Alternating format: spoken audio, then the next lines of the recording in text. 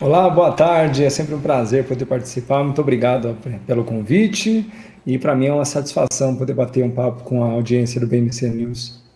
Ai, obrigada, Feliz. Obrigada por estar aqui com a gente. Bom, antes da gente trazer a pergunta para o seu Cabral, que daqui a pouquinho o Rafa traz aí para você, queria falar um pouquinho sobre esse momento do mercado de petróleo. Você acha que esse é um bom momento para poder operar? Porque a gente está vendo aí o petróleo, inclusive, hoje mesmo aqui começou o dia em queda, ainda permanece queda de quase 2%. A gente tem visto uma certa pressão em cima dessa questão, né, da demanda do petróleo, principalmente por causa da expectativa de tudo que está acontecendo lá pela Ucrânia. Então, como que você tem visto aí? O barril do petróleo está já passando até os US$ 90, como a gente viu ontem acontecer. Analistas já falando aí no barril a mais de US$ 100. E aí, Maurício? Então vamos lá. Análise.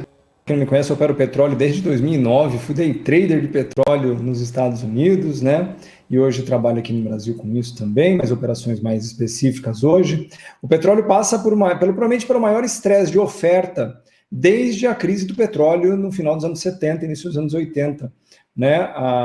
Com o do Covid, né? Um evento de proporções muito importantes, né? A gente repete isso constantemente, a tal das quebras das cadeias produtivas, né? O que gera uma distorção muito grande entre demanda e oferta. O que no início do gera uma quebra de demanda da ordem de 30% globalmente no petróleo, isso agora se normalizou e virou por inverso, porque, diferente do que a maioria comenta, o principal player que não está retomando o mercado de petróleo chama os Estados Unidos. Em 2019, por exemplo, os Estados Unidos ultrapassam a Arábia Saudita e se tornam o maior produtor global de petróleo, né? Xisto, shale oil, no caso lá. E neste momento, tirando players menores, africanos, por exemplo, né, produtores de petróleo da África, a própria Venezuela do nosso lado aqui, que literalmente desaparece do mapa da produção de petróleo, basicamente.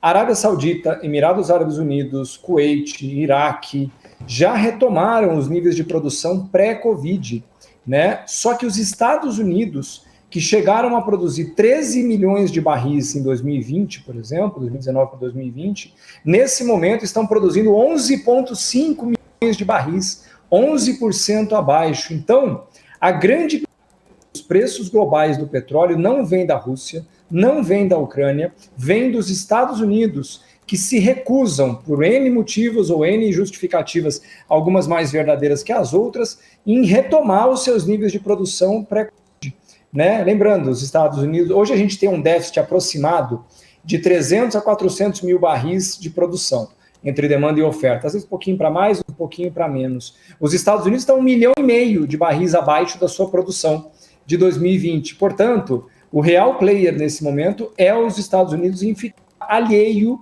às necessidades, mas é muito bom lembrar que os Estados Unidos já se tornaram o que a gente chama de net exporter, ou seja, eles exportam mais do que importam. Então, o petróleo mais caro, de forma geral, é um ótimo negócio para os Estados Unidos, para a Exxon, Chevron, né, as maiores operadoras de petróleo dos Estados Unidos. E é isso. Neste momento, na minha opinião, o petróleo passa por uma distorção, e eu vou fazer questão de mostrar para vocês, se vocês me permitem, Por favor. que é uma distorção histórica de preços. Eu vou colocar na tela aqui, isso aqui está no Bloomberg, tá? Para vocês poderem ver. Isso aqui é a diferença de preços, eu vou colocar nos 5 anos, para vocês conseguirem ver. Isso aqui é a diferença de preços entre o contrato de 2 anos à frente e o contrato presente, né? Lembrando que quanto mais abaixo, significa que os contratos à frente estão muito mais baratos do que os contratos atuais, né? E veja que chegamos ontem a um mínimo na casa dos US$ 18 a menos em relação ao presente. O que isso sinaliza? Né? O petróleo está vivendo uma distorção pontual de oferta. O mercado sabe que é uma distorção.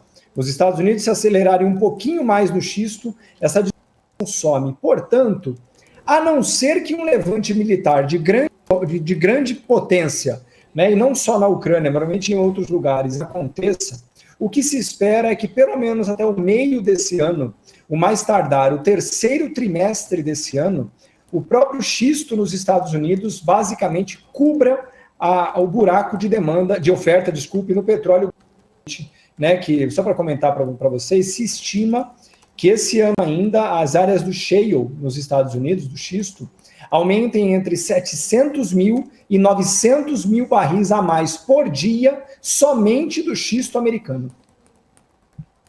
Show de bola, professor Maurício. Ó, o pessoal aqui tá mandando um monte de elogio aqui. O professor Maurício é sensacional, que maravilhoso aqui, ele aqui conosco, muito bacana. Eu que inclusive tenho alguns grupos de WhatsApp com o professor Maurício, vejo toda hora ele falando lá sobre petróleo, sobre commodities. As perguntas do Cabral, inclusive, professor, eu não lembro direito o que era. Eu acabei de perguntar aqui para ele, ele acabou de me enviar aqui no WhatsApp, inclusive.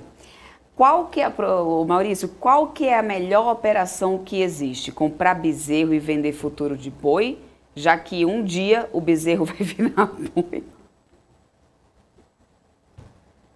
Não, isso não é necessariamente um bom negócio, né? Porque boi custa muito para ficar no pasto. Olha, e é capaz de você perder nas duas pontas, Cabral. Excelente, esse Cabral, ele não tem mais nada para fazer, não, né? Bom, vamos lá. Professor, vamos aqui. Eu queria agora discutir um pouco com você o imbróglio aí envolvendo a Rússia e a Ucrânia, né? E também aí os impactos, né, desse conflito para as commodities. Como é que você acha que isso afeta o petróleo e o gás natural, na sua opinião? A gente está falando aí de um dos maiores produtores, aí, exportadores, né, dessa commodity no mundo, né, envolvido aí. Isso é uma tensão que afeta, enfim, em várias cadeias globais, mas principalmente na área de petróleo e gás natural, não é mesmo, professor? A Ucrânia, ela é um grande corredor de gás, por assim dizer, né? A Ucrânia, desde tempos, pelo menos no último século, é uma área que a gente chama de dominação ou de supremacia russa, ou seja, a Ucrânia já fez parte da União Soviética, né, durante o século XX e tudo mais, então era uma área de supremacia russa há muitos anos já, só que tem um detalhe, né? Ela está colada na Europa, né? A entrada da Europa, que a gente costuma lembrar, está a Polônia do lado esquerdo, e tudo mais, é uma região de grande importância para essa região, e, portanto, é uma área de extremo interesse do ponto de vista dos Estados Unidos, porque, além da Ucrânia ser uma grande produtora de trigo, por exemplo, né, é considerado algo como o cinturão verde da Europa. A Ucrânia é uma grande produtora, mas eu vou fazer questão de compartilhar uma nova tela que eu peguei da internet aqui rapidamente para poder mostrar para vocês.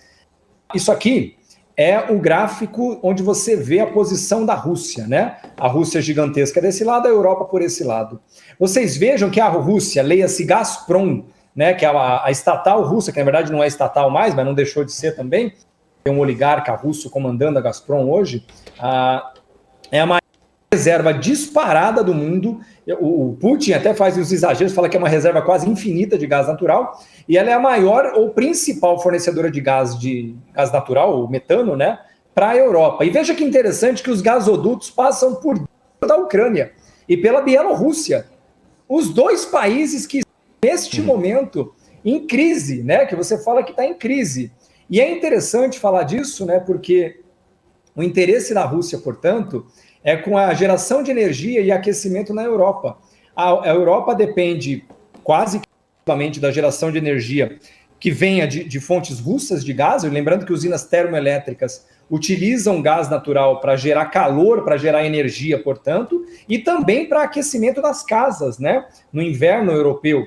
Então, o problema da Rússia, da Ucrânia e dos Estados Unidos tem muito a ver com quem vai ofertar, na minha opinião, o gás natural que vai para a Europa. Detalhe interessante, os Estados Unidos, por causa dessa briga da Rússia e tudo mais, está batendo recordes de exportação de gás natural do xisto indo para a Europa. Ou seja, é uma relação extremamente histórica no sentido dos conflitos, mas que, ao mesmo tempo, carece, na minha opinião, de realidade. Até porque é muito bom lembrar que os Estados Unidos já deslocaram armamentos para a Itália, para a Turquia, né, mísseis que se direcionam à Rússia, enquanto a Rússia, por enquanto, não moveu nem uma brincadeira, né? Tem um míssil, por enquanto, sendo transportado para as fronteiras da Rússia. Então, na minha opinião, essa é só uma opinião mesmo, isso ainda carece muito de força, né?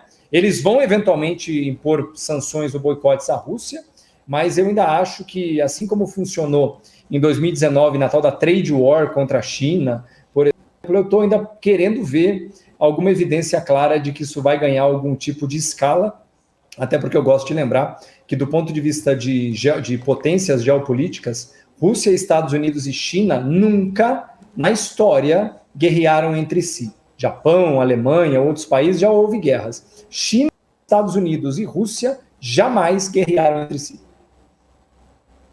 Perfeito, perfeito. Agora, como que é possível, falando agora em relação a fertilizantes, né? Como que é possível aumento dos preços dos fertilizantes, impor uma pressão aí sobre as commodities agrícolas? Isso pode realmente acontecer? A gente sabe que a Rússia, inclusive, é uma das maiores produtoras, né, em questão de fertilizantes, e existe toda essa tensão, tudo que está acontecendo, né? Como que isso pode refletir, inclusive, no nosso agronegócio aqui, caso realmente aconteça, né, um conflito naquela região?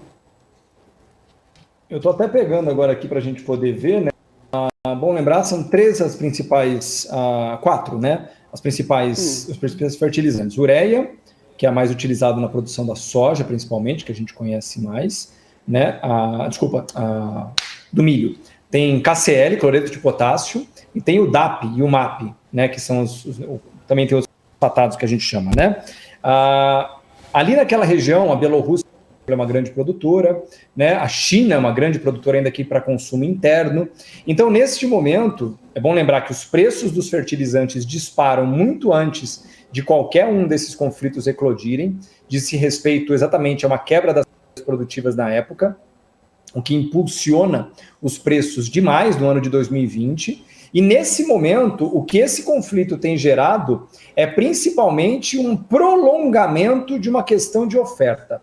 Ou seja, desde o ano passado, o que existe no mercado de fertilizantes global é uma escassez de produto. Não tem fertilizante, né? Por questões ou de produção ou de frete, não chega, né? Então, quando agora a gente acreditava que existia uma perspectiva de melhora, vem essas possíveis boicotes, a Bielorrússia de novo não produzindo para exportar e tudo mais. Então, o que acontece agora é a gente chama de um novo choque de oferta, potencial escassez desses produtos no mercado.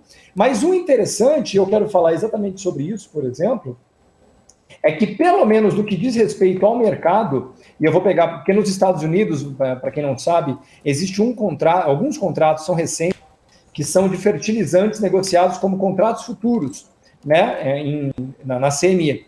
E a gente vai dar uma olhadinha agora aqui, eu vou mostrar para vocês verem, são os preços deles, tá? Tá aqui, ó. Aqui na tela. O primeiro deles aqui, ó, isso aqui é a ureia, tá? Que é a maior fertilizante negociado na Bolsa de Chicago, né? Veja que subiu de fevereiro do ano passado, $200 a tonelada para quase 600 e agora já regrediu para 510. E quando eu olho a curva de longo prazo, isso aqui é a curva de contratos futuros, tá? Veja que o contrato já para agosto, o mercado já estima preço na casa dos $400 do contrato futuro. Ou seja, por mais que a pressão, de novo, imediata, com relação a tensões no leste europeu, né, na região ali da Bielorrússia, permaneçam com questões sensíveis, pelo menos no contrato futuro. E lembrando, esse contrato de ureia é o contrato com base em RINs, que é o preço de referência para o Brasil, inclusive, de fertilizantes. Pelo menos por enquanto, a leitura pro segundo semestre é de uma forte queda, inclusive, dos preços. É bom lembrar que contratos futuros são negociados e amanhã isso pode mudar. Mas a perspectiva de mais médio prazo, por assim dizer, é de uma estabilidade para uma relevante queda, pelo menos daqui para o final de 2022. Perfeito, professor. Tem muita pergunta aqui no chat, aqui, então vou trazer aqui para você. Inclusive, Maurício, você está acostumado aqui com a regra da casa, né? Eu faço todas as perguntas do chat, você tem qualquer liberdade aí para falar se manja ou não do assunto, né? Porque às vezes o pessoal pergunta o time do professor Maurício, né? Se ele está feliz com o Palmeiras hoje. Eu vou fazer a pergunta porque eu sou apresentador, eu sou apenas uma ponte, entendeu? Então, enfim. Bom, o pessoal aqui mandou aqui. Maurício, a OPEP tem alguma força sobre os Estados Unidos para conseguir fazer eles voltarem a produzir mais ainda? Zero. Na verdade, os Estados Unidos desenvolvem a indústria ou quase zero, é uma brincadeira, claro, né? Eles desenvolvem a indústria do xisto, né? Das rochas betuminosas, que você faz um processo químico chamado de fracking, que você quebra as moléculas para transformar em óleo cru, o que quer que seja, exatamente para impor uma frente ao que acontecia, ou o que aconteceu desde a crise do petróleo no final dos anos 80, porque os Estados Unidos, como potência hegemônica e maior consumidora do mundo, disparado de petróleo, não se colocou mais na posição de dependência do fornecedor principal, que são os países árabes. Então, hoje, na verdade, a OPEP é uma organização que foi, inclusive, aumentada para a OPEP+, com a inclusão da Rússia, né? Mas se você tira a Rússia do mapa, sobra basicamente 3 países, né? 4, se você for querer falar. Arábia Saudita, Emirados Árabes Unidos, Kuwait e só. Porque o Irã está fora da OPEP, né? Então, no fim das contas, não resolve. E tem um detalhe interessante para comentar, eu falei isso algumas vezes já. Um player que ninguém tem falado e basicamente esqueceram é a Venezuela. A Venezuela, quem não sabe, é a maior reserva de petróleo do mundo, maior do que a Arábia Saudita. E no início dos anos 2000, ela chegou a produzir 3,5 milhões de barris por dia, há 20 anos atrás. E aí, por causa da PDVSA, o Chaves e tudo mais, eu não sei, eu nunca falo de política, eu só falo das ações de fato, né? A PDVSA como operação foi sucateada, e hoje a PDVSA produz 650 mil barris por dia, 20% do que produzia em 2001, com a maior, sentada em cima da maior reserva do mundo. Então, na minha opinião, nos próximos anos, quem eu acho que serão os grandes players e os únicos grandes players com capacidade de ofertar petróleo em uma quantidade necessária para que o mundo possa crescer, tem 2 nomes, Estados Unidos e Venezuela. Perfeito, professor. Mais pergunta aqui no chat pra gente aqui. O próprio Rui das Neves está perguntando por que os Estados Unidos estão demorando tanto para poder aumentar a produção? Essa é uma pergunta que eu vou brincar com a resposta, porque não tem uma boa resposta para isso, né?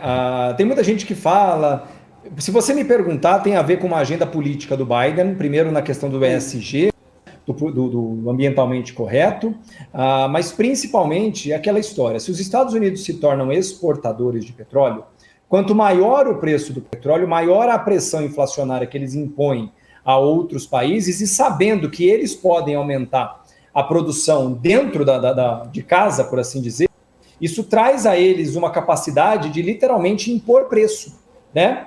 Eu vou pegar um dado agora aqui para vocês poderem ver. Nos Estados Unidos existem as perfuratrizes do xisto, né, chamada de rigs. E eu vou mostrar para vocês verem aqui como é que estão os dados aqui. Ó. Vamos colocar na tela aqui, tudo no Bloomberg, tá? Isso aqui é o número de perfuratrizes do xisto, tá? Antes do Covid, existiam 682 perfuratrizes ligadas em março de 2020. São perfuratrizes móveis. No fundo do Covid, né, o petróleo chegou a preço negativo, mas na verdade ele chegou na faixa dos 20 a 30 dólares, caíram 172, isso em agosto de 2020. Hoje, 1 ano e meio depois, de 170, voltamos para 497.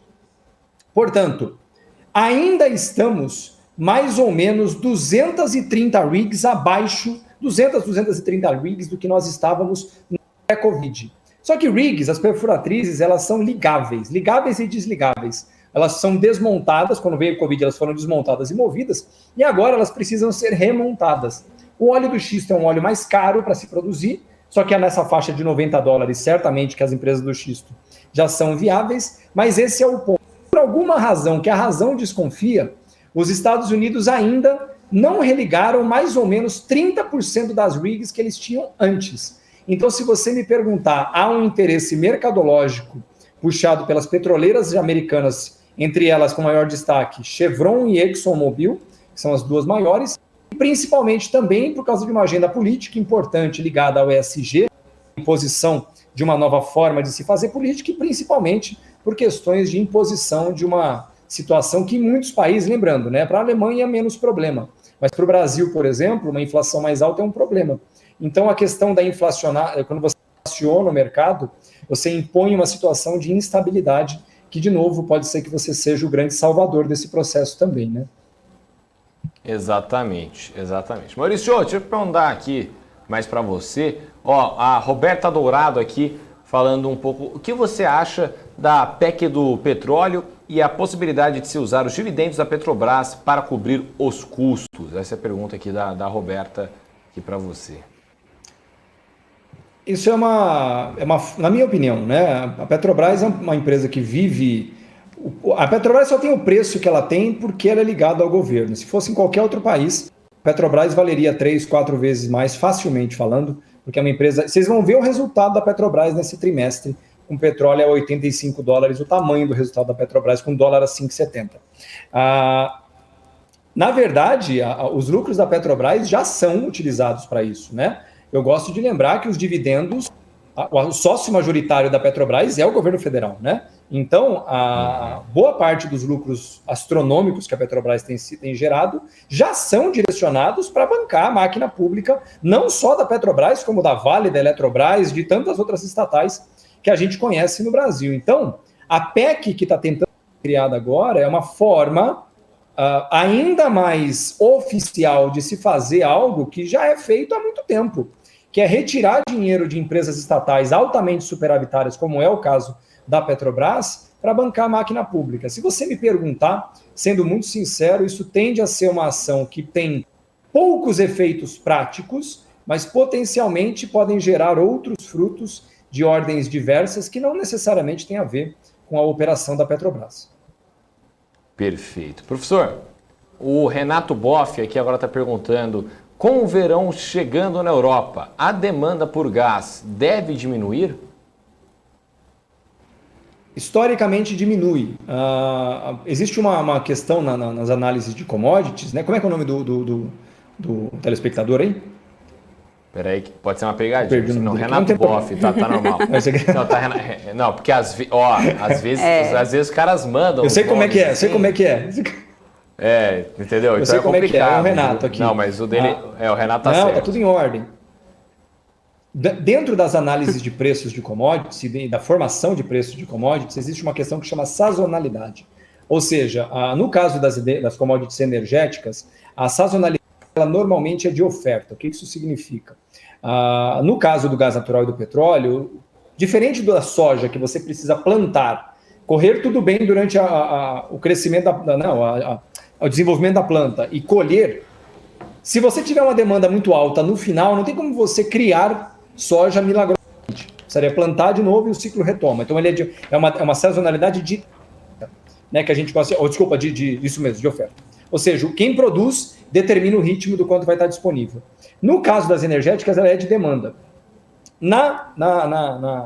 No verão, historicamente, o consumo de gás natural cai.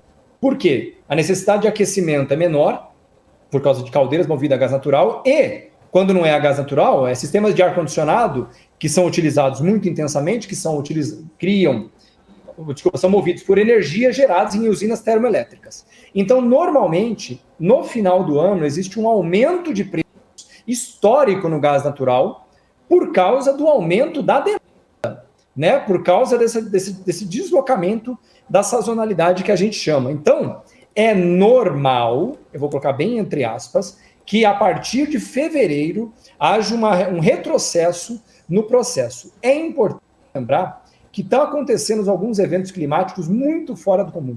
Desde o ano passado, e esse ano se repetiu, no Texas, por exemplo, estão tendo nevascas. As estruturas no Texas estão sendo congeladas, e é bom lembrar que é uma cadeia muito complexa.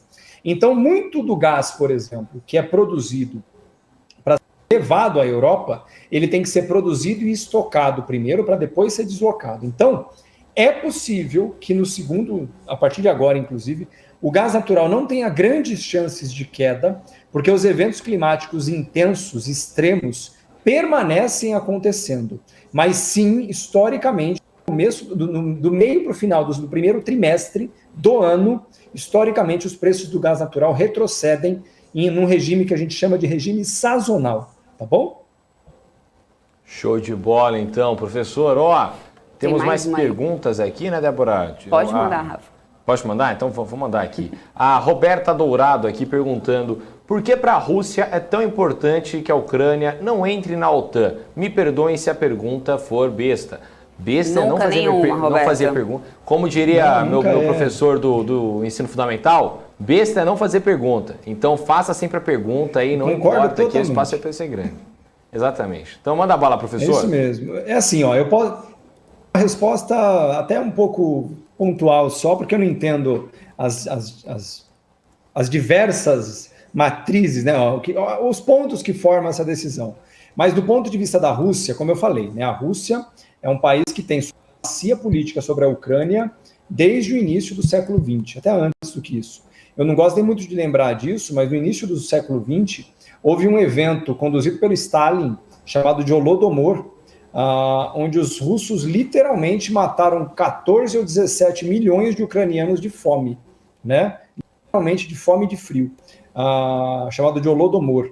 Então, a Rússia tem supremacia política e econômica sobre a Ucrânia há muito tempo. E nesse momento, querer que a OTAN, que é uma organização militar conduzida pelos Estados Unidos, incorpore a Ucrânia, que é um país, primeiro, na Rússia. Segundo, que durante a União Soviética era um braço extremamente importante da divisão militar da União Soviética e dona de um porto muito importante, né? O porto de Odessa, inclusive um deles, né?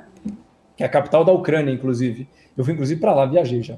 Gosto muito daquela cidade. Mas, nesse sentido, portanto, a inclusão da Ucrânia na OTAN tem mais a ver com os Estados Unidos tentarem tomar de forma protocolar um país que tem basicamente uma relação direta com a Rússia do que qualquer outra coisa. Somente num exemplo livre, e é meramente um exercício de raciocínio, seria o mesmo que a Rússia pedir para o Canadá se transformar num país aliado da Rússia, né? O Canadá colado nos Estados Unidos, um parceiro histórico, no caso do Canadá, um parceiro, no caso da Ucrânia, um país subalterno à Rússia, mas eu comparo as duas coisas de forma direta, né? Os Estados Unidos provavelmente não gostariam muito de ver o Canadá um parceiro da Rússia, um dos seus maiores inimigos, ainda que eu não ache que haja uma posição de antagonismo. Eu acho que ali há um quê de retórica que favorece a ambos. Show de bola então. Maravilha. Professor. Tem mais uma pergunta aqui no nosso chat, inclusive, em seguida do Ricardo Papas, é isso, Rafa, se eu não me perdi? Depois o Helder, ele fala sobre o aumento da produção de carros elétricos e dos compromissos firmados por causa dos acordos climáticos. Isso não terá influência no consumo de barris de petróleo para os próximos anos? É uma brincadeira que eu gosto de lembrar. Nos Estados Unidos, a Califórnia, né, o estado da Califórnia é o estado que mais tem carros elétricos nos Estados Unidos, né? E aí é muito bonito na hora do discurso, os Tesla andando na rua, aquela coisa toda. Uhum. Mas na Califórnia, por exemplo, você já não pode abastecer o seu carro elétrico em qualquer horário, porque não tem energia, né? Porque a energia gerada para produzir o combustível do carro elétrico vem de usinas termoelétricas, a carvão, a gás natural, nucleares, hidroelétricas. Então, no caso dos carros elétricos, eles vão impor um problema enorme para qualquer país do mundo, porque não há energia disponível. Os Estados Unidos já têm, há pouco tempo atrás, a questão de uns 3, 4 anos atrás, os Estados Unidos entraram numa crise hídrica comparável à brasileira, de literalmente eles cogitarem ter que fazer, como é que chama? Rodízio dentro do dia, por causa de questões desse tipo, né? Então, os carros elétricos eu acho que são um caminho sem volta, mas dentro de uma tendência natural, não há como você expandir a base de veículos elétricos da forma que a gente está hoje, sem aumentar muito a forma de geração de energia que vai abastecer esses carros. E só para explicar um detalhe interessante, que pouca gente sabe, muita gente falou da questão do carvão mineral na China, né? Que ela ia ficar no escuro, e que eu sempre falei que não faria sentido algum esse tipo de afirmação, tanto que nada aconteceu depois, né? Mas a China, nos próximos 3 anos, somente em usinas a carvão, ela vai aumentar um Brasil em geração de energia. Tudo que o Brasil gera de energia, todas as usinas, todos, elétrica, termoelétrica, hidroelétrica, todas, some todas. A China vai aumentar em 3 anos, só em usinas a carvão, para conseguir abastecer o que provavelmente será a maior frota elétrica muito em breve no mundo. Pois é. Professor, muita gente aqui adorando você, inclusive, já faço o convite aqui, o pessoal falando, professor, tem que vir mais vezes, tem que vir aqui falar de petróleo mais vezes, tá feito convite aí, viu, pra você voltar, pode voltar, inclusive, no Para mim vai ser um prazer. Quando quiser. Ah, para mim vai ser outro enorme aqui, então pode ver que vai ser uma honra recebê-lo mais vezes. Ó, se eu não me engano, agora é o Muniz, não é isso, Débora? Que veio com a pergunta aqui. Pergunta: como o convidado vê uma possível Europa retomando a energia nuclear? Provável? Sim, se sim, quais impactos no urânio, que o Alan Gani defende tanto? Não é inevitável, por falta de palavra melhor, inevitável. Como eu falei há algum tempo atrás, a energia gerada na Europa, né, ela é majoritariamente termoelétrica, ou seja, ela vem ou de usinas a gás ou a usinas nucleares. É bom lembrar que a usina nuclear ela é igual a uma usina a gás, só que ele tem um reator nuclear com barras de pastilhas de urânio enriquecido 238, que é colocado dentro de um tanque. Esse urânio, ele esquenta, a água vai se transformar em vapor e vai gerar energia através de dínamos, né? Grandes turbinas elétricas. Ele é absolutamente idêntico a uma usina a gás no sentido da forma da geração, só muda o combustível. Quando eles impõem essa ideia de que a usina nuclear não pode e tudo mais, países como França, por exemplo, que tem uma matriz gigantesca nuclear, se eles tiverem que desligar as usinas nucleares, eles ficarão no escuro. Porque não tem rios caudalosos para gerar energia hidrelétrica, não tem como colocar grandes usinas a gás, porque eles vão depender da Rússia para gerar, eles vão criar uma dependência ainda maior, que já é gigante, ficará ainda maior de um fornecedor externo, que amanhã, se a brigar, fecha a torneirinha, eles ficam no escuro. E principalmente falando, no caso do urânio, né, existem duas empresas muito grandes no mundo mineradoras de urânio. A primeira chama Cameco, nos Estados Unidos, código CCJ, é uma empresa que eu gosto muito, sempre tive em carteira, ainda que nesse momento não tenho. E a segunda, a maior de todas, disparada das empresas listadas, chama Kazatomprom. É uma empresa no Cazaquistão, é a maior mineradora de urânio e beneficiadora do mundo, de domínio russo. Então, mesmo as usinas nucleares também compram urânio, ou terão que comprar urânio de empresas russas, porque lembrando, né, no jogo geopolítico, e essa é a minha visão, o ente geopolítico ele não precisa dominar todos os meios, ele precisa dominar apenas aqueles que são absolutamente inevitáveis: energia, combustíveis por natureza e alimentos, ou pelo menos o frete para chegar até lá. E os russos, portanto, só para comentar então de novo, no caso do urânio, o grande ciclo de alta do urânio teria que ter sido pego, na minha opinião, lá em 2016, 2017. Neste momento, por assim dizer, na minha opinião, é notícia velha. Perfeito, professor. Bom, vamos de saideira aqui. Saideira. Ó. Perfeito, então. A Cibele Pires perguntando aqui: podemos esperar que soja e milho irão para as máximas históricas, considerando o aumento dos insumos, a seca na região sul da América e o clima mais frio e seco nos Estados Unidos? Essa é uma hipótese real, de pelo menos, eu não vou dizer as máximas históricas, porque aí é querer chutar um preço, né? Mas pelo menos a tendência de alta depende muito mesmo de questões climáticas no Brasil e nos Estados Unidos, no caso da soja principalmente, né? E na verdade, o grande problema é que já existem relatórios climáticos sinalizando que a Laninha, que é o evento que está causando essas secas pontuais, mas de grande porte no sul do Brasil, no sul da América do Sul, na verdade, tem grande chance de se estender até o início do ano que vem. E se isso acontecer, a gente vai ter um estresse de grande porte nos preços das commodities agrícolas, tá? Principalmente soja e milho, e trigo também em alguns lugares. Então, o detalhe é assim, ainda é muito cedo para falar disso, né? A gente já tem uma quebra de safra de grande, não vou dizer de grande porte, mas de porte relevante no Brasil e na Argentina por causa, a gente teve temperaturas no sul do Brasil de 44 graus em algumas cidades, 44 graus, né? Eu moro em Curitiba, aqui não teve, mas no sul do Brasil teve. Secas extremas, né? Muito importantes em áreas grandes produtoras, na Argentina, obviamente, que é colado ali também. Tivemos 40 graus em Buenos Aires, 39 graus em Buenos Aires. Então, tudo isso certamente já impactou a safra 22. A gente entra agora, já tem gente colhendo agora, vai até maio, junho, pelo menos a colheita. Mas o grande medo, por enquanto, diz respeito a uma continuidade do estresse. Ou seja, pontualmente em 22, eu acho que o mercado tem capacidade de se, né, dar aquele jeito e dar uma sobrevivida. Agora, se tivermos 2 anos seguidos de uma situação de seca muito persistente, certamente 2022, final de 22, início de 23, safrinha 22, safrinha é a safra de milho que vem no segundo semestre. E a safra de soja 23 não está exatamente algo otimista nesse momento, Sibeli. Perfeito, então, professor. Muito obrigada mesmo, hein?